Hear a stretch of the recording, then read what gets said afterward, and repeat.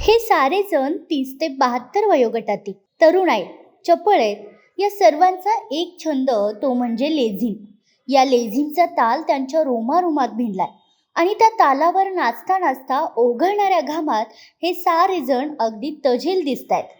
केळेवाडी तालुका भुदरगड या गावातील लेझिम पथकाची ही ओळख आहे. गावागावात डॉल्बी डीजे शिवाय मिरवणूक नाही, जयंतीचा सोहळा नाही.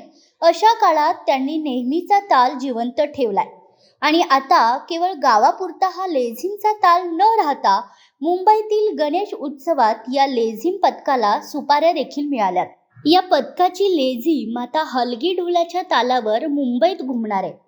केळेवाडी हे गाव भुदरगड तालुक्यात आहे. 120 घराच्या या गावात सांस्कृतिक, धार्मिक, सामाजिक वारसा पिढ्यानपिढ्या गावकऱ्यांनी जपलाय. गावात 7वी पर्यंत शाळा आहे. अलीकडच्या काळात तरुणांना एका जागी खेळून ठेवायला त्यांच्या हाती मोबाईल आलाय. या गावात मोबाईल नाही असं नाही, पण मोबाईलच्या ताब्यात आपण किती वेळ राहायचं याचे या गावाला चांगलंच भान आहे. रात्री लेझिमच्या सरावासाठी ढोल वाजू लागला की मोबाईल आपोआप ऑफ होतात आणि सारे जण लेझिमच्या सरावासाठी एकत्र येतात.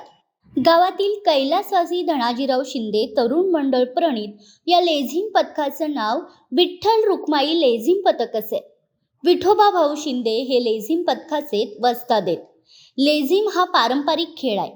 हलगी, घुमके, ग्रामीण भागात ढोल कैचाच्या तालावर लेझिम खेळली जाते.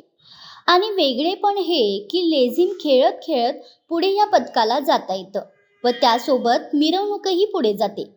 कोल्हापूर जिल्ह्यात अशीच लेझिम खेळली जाते. सोलापुरात, सांगलीतही लेझिम पथके आहेत आणि त्याचा ताल मात्र काहीसा वेगळा आहे. केळीवाडीतील या विठ्ठल रुक्मिणी पथकाने लेझिमची ही परंपरा अगदी ठरवून जपली आहे. आता त्यांच्या पथकाला 33 वर्षापासून 72 वर्षापर्यंतचे लेझिम खेळणारे आहेत. डॉल्बी डीजेच्या प्रभावामुळे इतर गावात लेझिम खेळणारेही नाईलाजाने बाजूला होत गेले, पण केळेवाडीने लेझिमची परंपरा जपली आहे. या पथकाला टी-शर्ट मधील गणवेश बूट दिलाय.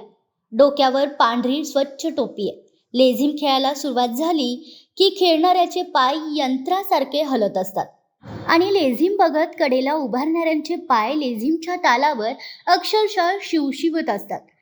डॉल्बी डीजेचा वापर जरूर मिरवणुकी सोहळ्यांमध्ये वाढलाय. त्याचा अतिरेक देखील होतोय. त्याच्यावर टीका होऊ लागली. त्यामुळे थोडाफार इतर वाद्यांकडे कल वाढू लागला आणि केळेवाडीच्या लेझिम पथकाला ठिकठिकाणी लेझिम खेळण्यास आमंत्रण मिळू लागले.